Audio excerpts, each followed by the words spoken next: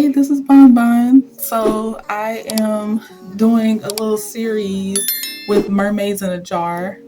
And so it is currently still Mermay. I'm catching the very end of May, but I made it in there. So I wanted to show the bulk of my sketch that I recorded when I was doing a live on TikTok. And I was like, I actually wanted to show it because it was coming out better than I thought it would. And I'll show a final picture because I didn't capture the rest of the time of me completing the mermaid, but I'll show y'all the ending picture.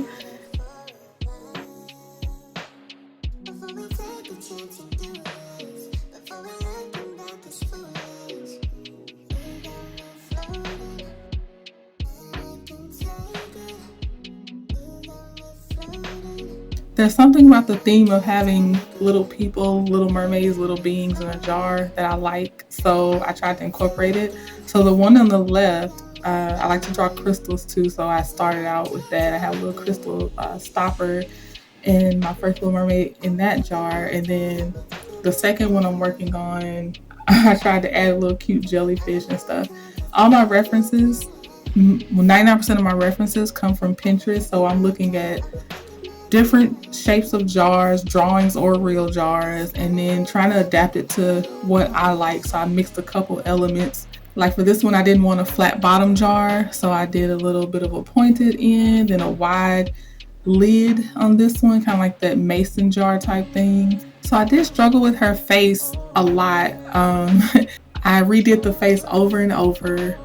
I finally got it to where I kind of liked it, but it's an area I definitely still want to work on when I'm doing the tiny features, how to do a tiny cute face. I didn't hate the face once it was finished, but I didn't really like it. But I think, it was good to share even when you don't think it's your best work. Because overall, the shape of the mermaid's tail, I was so happy with how that came out.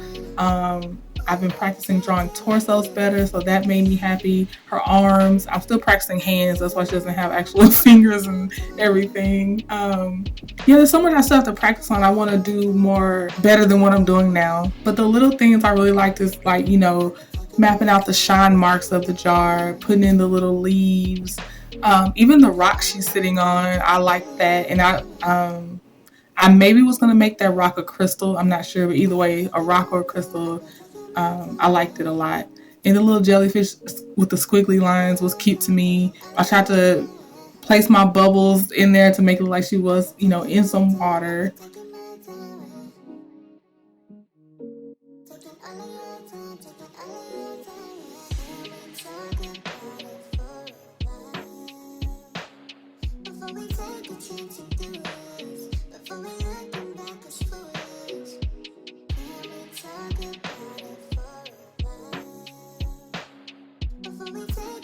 And here's my reference. The reference on the front was actually for a different mermaid on the other page of my sketchbook that I haven't finished. It's still being, I've drawn everything, but I haven't colored it. And here I'm testing my alcohol markers to see what they actually look like when they dry, because you have to start off with lighter colors and all that goodness. So I just wanted to see what did the colors actually look like, because if I don't use them for a while, I definitely forget what they look like versus what the color of the lid is.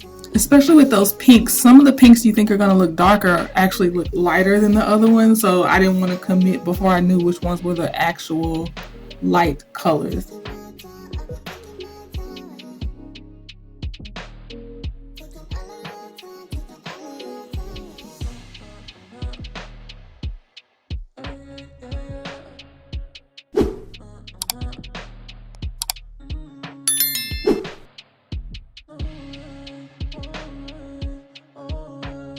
And here I'm trying to pick my jar color against the fin color I think I'm trying to go for. So I needed to see what the overall jar color would look like. So that's why I'm testing out that orange peachy color. And I did end up going with that Y900 color for my jar. And the alcohol markers dry really fast, and I was trying to not get too streaky with it. So I was trying to color in sections and not do so much super long strokes. I figured that would make it look more streaky. So I tried to do sections and get as much color as I could.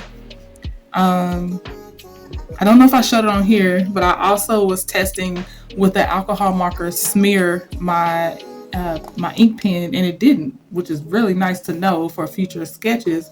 That even when I colored over that black outline, it doesn't smear. It was a nice surprise. It was my first time trying it to see what would happen. It's very nerve wracking once I get my pencil sketch down to go over it with pen or marker, because now there's no erasing if my hand slips, you know. So that's, whew, I'm like, ah, just do it. So yeah, but when y'all see the final image, it did come out pretty nice. I was happy with it. I definitely will be drawing more jars with random things in it, whether it's animals, mermaids, people.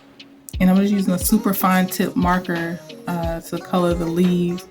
And my alcohol markers and my fine tip markers are the cheap versions. There's nothing fancy. I usually spend the most money on my colored pencils because I got the Prismacolor Premier colored pencils. I'm also thinking about getting into watercolor. The alcohol markers made me curious about watercolor. I did buy a beginner's watercolor set, and I'm scared to use it.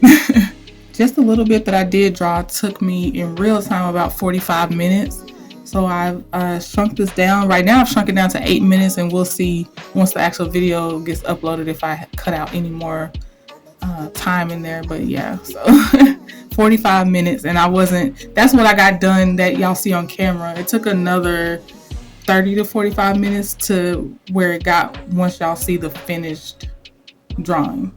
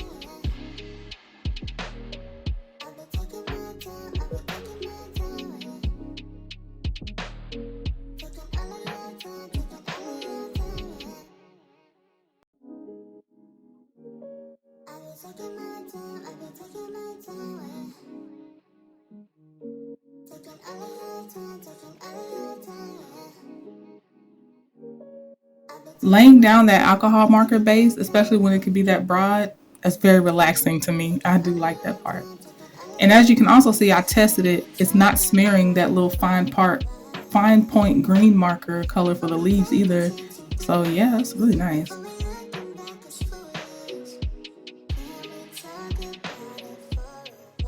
And I'm just fanning it to try to dry it out faster.